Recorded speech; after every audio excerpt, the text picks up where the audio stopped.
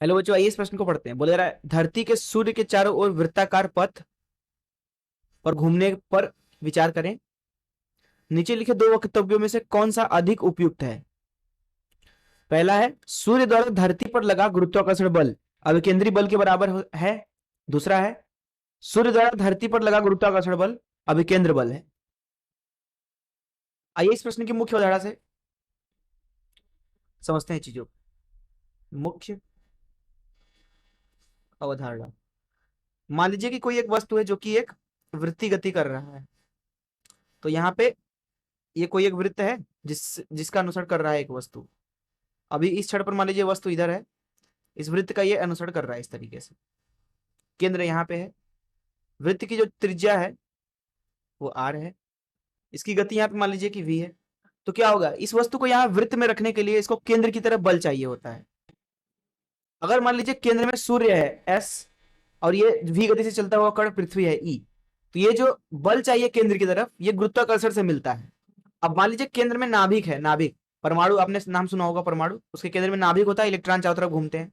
तो ये कण अगर इलेक्ट्रॉन है और ये केंद्र में जो है वो नाभिक है, तो इस अवस्था में ये बल जो होता है वो स्थिर वैद्युत बल होता है, आवेश की वजह से बल।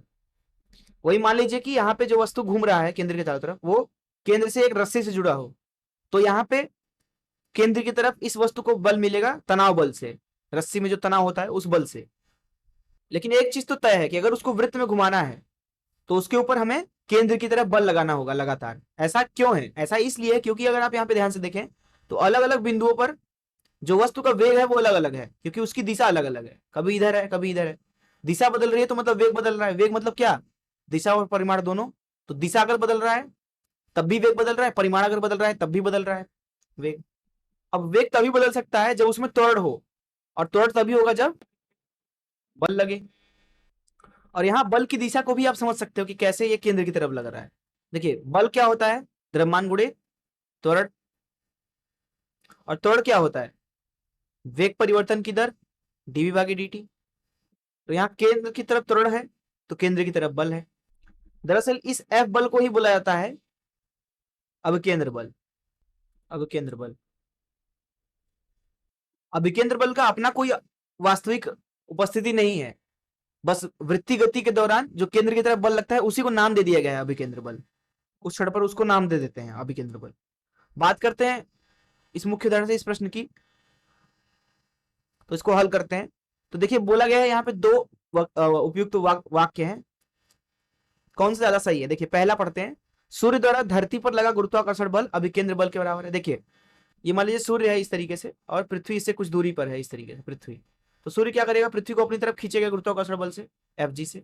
अब क्योंकि पृथ्वी जो है लगभग लगभग वृत्तीय गति कर रहा है सूर्य के चारों तरफ इस तरीके से, तो ये Fg ही है जो उसको अभिकेंद्र बल दे रहा है। तो यहाँ पे हम बोलेंगे कि जो Fg है वो क्या है, अभिकेंद्र बल है। पहले में देखते हैं, तो पहला वाला बोल रहा है कि गुरुत्वाकर्षण बल जो है अभिकेंद्र बल के बराबर है। देखिए ये भी ठीक है, लेकिन इससे ज्यादा सही ये हुआ कि हम ये बोले कि गुरुत्वाकर्षण बल अभिकेंद्र बल है। क्यों?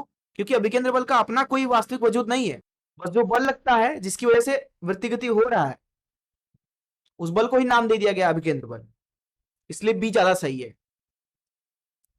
मैं आशा करता हूं कि आपको इस प्रश्न का हल जरूर समझ में आया होगा। धन्यवाद।